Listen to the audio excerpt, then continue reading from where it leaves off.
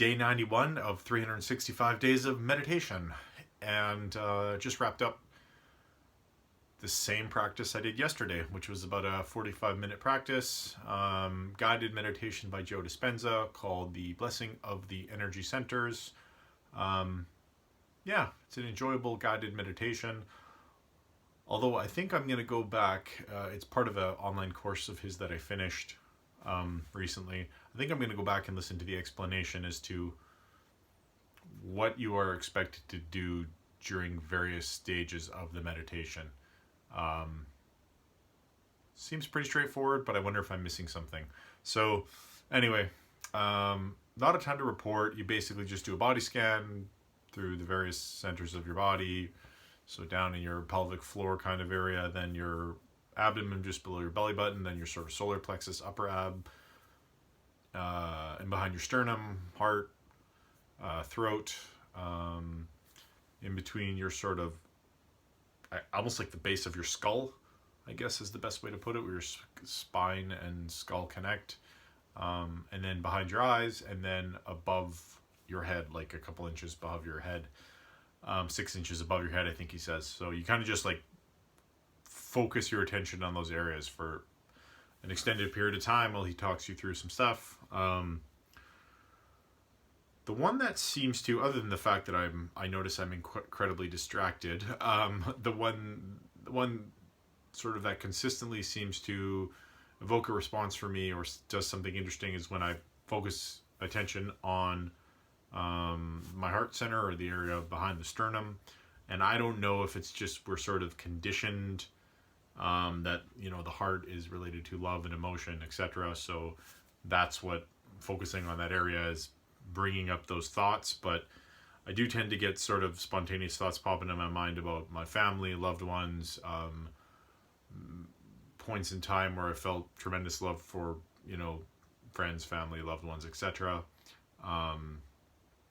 Again, I don't know if it's just coincidence, because we associate that area, the heart, with love, but I do seem to sort of be able to consistently have those types of memories pop into my mind and feel some emotion, usually just a couple of tears drop down, nothing significant, but generally sort of a warm, good feeling, just sort of an overwhelmed feeling of but in a good way.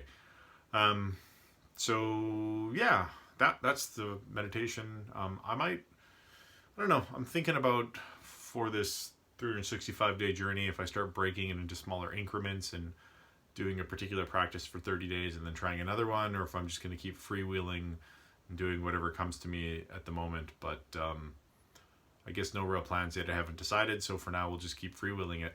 That's it for today. In closing, if you are struggling at all with your mental health, it is the reason I am posting these videos. It's to bring awareness to mental health. It's to help remove the stigma around mental health. It's to hopefully create some dialogue and conversation around mental health. So if you are struggling with your mental health, talk to somebody. I say it because when I was in a bad place with my mental health in my life,